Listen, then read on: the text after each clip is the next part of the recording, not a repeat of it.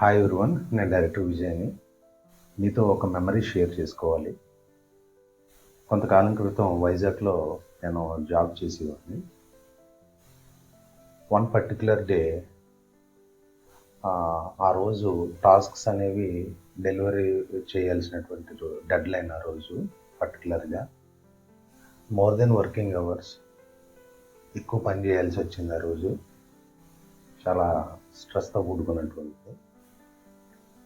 నేను ఈవినింగ్ ఇంటికి లేట్గా వెళ్ళడం జరిగింది. సో ఇంటికి వెళ్ళేటప్పటికి అన్నయ్య వదిన ఇద్దరు ప్రేయర్కి వెళ్ళిపోయారు. బ్రూస్ ఒక్కడే ఉన్నాడు, నేను బ్రూస్ మీ ఇద్దరం వెళ్ళాం. సరే అయితే బ్రూస్ ఆకలి వేస్తుందని చెప్పాను. చిన్నమాయ నీకు ఫ్రైడ్ రైస్ అయినా, బ్రూస్ నీకు వంట వచ్చా అని. చేస్తాను చిన్నమాయ. బ్రూస్ మరి నాకైతే స్టవ్ వెలిగించాలన్నా కూడా భయం, నిజంగా నీకు వంట వచ్చాను. వచ్చి చిన్నమాయ నువ్వేం రావక్కర్లేదు కిచెన్లోకి, నువ్వు కూర్చొని టీవీ చూస్తూ ఉండు, నేను చేస్తా అన్నా. ఫ్రైడ్ రైస్ చేశాడు, దాంతో పాటు 2 చికెన్ లెగ్ పీసులు తన స్టైల్లో చేశాడు. తిన్నాను, చాలా టేస్ట్గా ఉంది, చాలా బాగా చేశాడు, ఒక ప్రొఫెషనల్గా ఉంది. అది అయిపోయింది. చిన్నమాయ నీకు ఒక మంచి కాఫీ కలిపినా అన్నాడు. నేను టీ కాఫీలు అవి తాగను అన్నా. లేదు చిన్నమాయ ఒకసారి టేస్ట్ చూడు, నచ్చకపోతే వదిలాను. సరే కాఫీ తెచ్చాడు, చాలా విపరీతంగా నచ్చింది. ఒక 13 years అబ్బాయి మనం ఫుడ్ గురించి చెప్పినప్పుడు ఆన్లైన్లో ఆర్డర్ పెట్టుకున్నాం అని చెప్తాడు. తనకి ఈ స్కిల్ ఎలా ఉందో తెలియదు, ఎలా వచ్చిందో తెలియదు, కానీ ఎవరైనా అయితే ఆర్డర్ పెట్టుకుందాం అంటారు సింపుల్గా. ఫుడ్ తను తయారు చేసి నాకు పెట్టాడు. రెండోది కాఫీ తయారు చేసి ఇచ్చాడు. ఇది ఒక మెమరీ. ఇక రెండవ మెమరీ, నేను జాబ్లో జాయిన్ అయిన స్టార్టింగ్లో శాలరీ అనేది చాలా డిలే చేశారు మేనేజర్. బ్రూస్ దగ్గరికి వచ్చాడు, ఈ చేతితో ఇన్ని 500 రూపీస్ నోట్స్ నా జేబులో పెట్టాడు. బ్రూస్ ఏం చేస్తున్నావు వద్దని చెప్పాను. లేచాను మా ఆయన, నీకు ఇంకా శాలరీ రాలేక మీ మేనేజర్ ఇంకా ఇవ్వలేదు. అవును కరెక్టే, కానీ నాకు వద్దు బ్రూస్ అన్నా. లేచాను మా నీ పాకెట్లో ఉండాలి కదా, నువ్వెవరిని ఏది అడగొచ్చాను మా నీ పాకెట్లో ఉండాలి కదా మరి అని చెప్పి ఇన్ని 500 రూపీస్ నోట్స్ ఇలా పట్టుకొని జేబులో పెట్టాడు. ఒక 13 years అబ్బాయికి నా ఎకనామిక్ సిచ్యువేషన్ గురించి ఆలోచన. ఇదొక మెమరీ. ఒక మూడో మెమరీ వచ్చేసి, నేను వైజాగ్ వెళ్ళినప్పుడు స్టార్టింగ్లో చర్చికి వెళ్ళేవాడిని కాదు. ఒకరోజు నేను నా రూమ్లో పడుకుంటే సౌండ్లు వినపడతాను. వెళ్ళిపోయి చూసేటప్పటికి నా పక్కన బ్రూస్ అన్నాడు, గట్టిగా ప్రేయర్ చేస్తున్నాడు నా మీద ఇలా చేసి. సరే అని చెప్పి నాకు మెలుగు వచ్చింది, కానీ కళ్ళు మూసినట్టు పడుకున్నట్టు యాక్టింగ్ చేశాను. అసలు ఏం చేస్తాడో చూద్దాం. సార్ గట్టిగా ప్రేయర్ చేస్తున్నాడు. ఏమని? చిన్నమాయని ఒక దుష్ట శక్తి ఆవహించింది, చిన్నమాయని ఒక దురాత్మ శక్తి ఆవహించింది, చర్చికి రావట్లేదు, నువ్వు చర్చికి వచ్చేలా చెయ్యి ప్రభు అని చెప్పేసి ఒక గట్టిగా ప్రేయర్ చేశాడు. ఒక 10 minutes ప్రేయర్ చేసి లాస్ట్లో బ్లెస్సింగ్ ఇచ్చి క్రాస్ వేసి వెళ్ళిపోయాడు అంతే. సరే ఈ దేవుడు పక్కన పెడితే తను వచ్చి నా కోసం ఇలా చేశాడని చెప్పేసి నేను చర్చికి వెళ్ళాను. చాలా హ్యాపీ ఫీల్ అయిపోయాడు. చూసావా, నేను ప్రేయర్ చేశాను, నువ్వు చర్చికి వచ్చావు. సో తను హ్యాపీ చేయడానికి నేను చర్చికి వెళ్ళాను. ఇక 4వ మెమరీ, నేను డ్యూటీ అయిపోయిన తర్వాత ఇంటికి వచ్చిన తర్వాత ఎక్కువ బ్రూస్తో గడిపేవాడిని.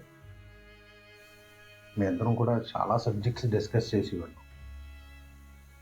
యూనివర్స్ గురించి, stars, planets, evolution, science and technology, computers, advancements, ఇవన్నీ కూడా చాలా డిస్కస్ చేసుకునేవాళ్ళం ఇద్దరం. తన ఎంత జీనియస్ అంటే అహెడ్ ఆఫ్ టైమ్స్ ఉండేవాడు. ఇప్పుడు కూడా తన నాలెడ్జ్ కానీ అప్డేట్ విషయంలో చాలా అప్డేట్గా ఉండేవాడు. ప్రతి విషయంలో కూడా చాలా అప్డేట్గా ఉండేవాడు. ఒకరోజు, చిన్నగా నువ్వు ఇన్షర్ట్ ఇలా చేసుకోవాలి, షర్ట్ కొద్దిగానే వెనక కొంచెం తీయాలి, మొత్తం తీయకూడదు, ఇలా ఇన్షర్ట్ చేసుకోవాలి, షూ ఎప్పుడు కూడా చక్కగా పాలిష్ చేసుకోవాలి, అండ్ నీ వాకింగ్ స్టైల్ ఎలా ఉండాలి, హెయిర్ స్టైల్ ఎలా ఉండాలి, ఇలాంటి డ్రెస్సింగ్ వేసుకోవాలి, ఇలాంటి క్లోతింగ్ వేసుకోవాలి, ఇన్ని చెప్పేవాడండి. చాలా ఆశ్చర్యం వేసేది బ్రూస్ నాతో ప్రయాణించినటువంటి జర్నీ. రీసెంట్గా ఒక పెద్ద ఇన్సిడెంట్ జరిగింది. ఫోన్స్ వస్తున్నాయి, రియలైజ్ అవ్వలేదు నేను.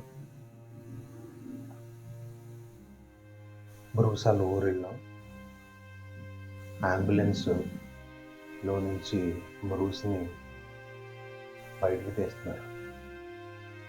ఎవరో వచ్చి బాడీ ఇటు పెట్టండి అంటున్నారు.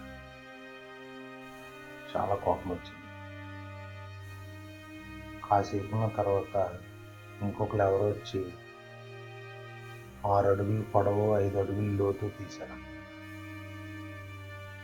ఒక రకమైన కోపం వచ్చింది. కానీ అప్పుడు రియలైజ్ అయ్యాను, బ్రూస్ లేదని. ఓకే,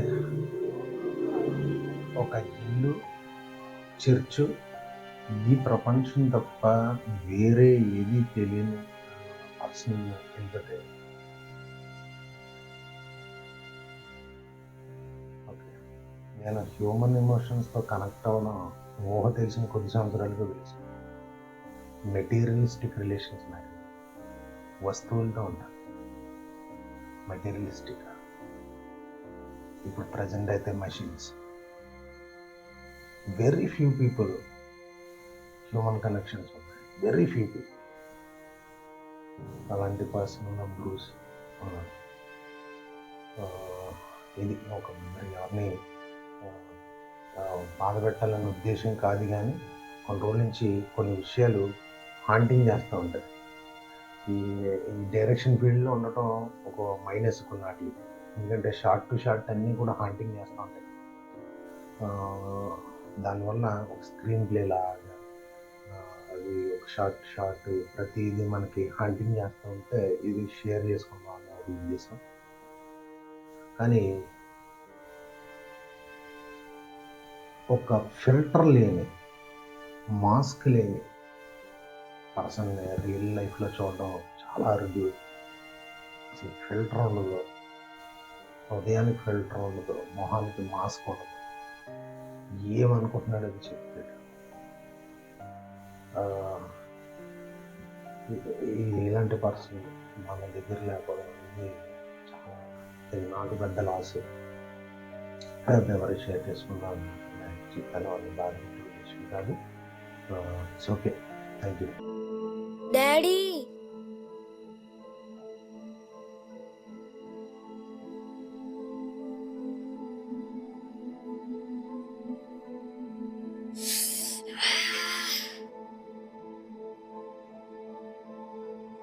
అబ్బా,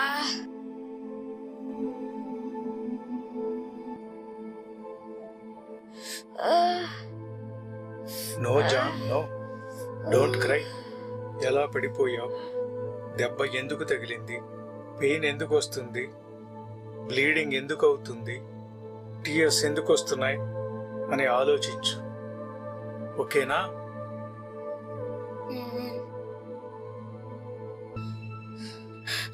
డాడీ, నాకు చెస్లో ఫస్ట్ ప్రైజ్ వచ్చింది. No John, no. First you control your happiness.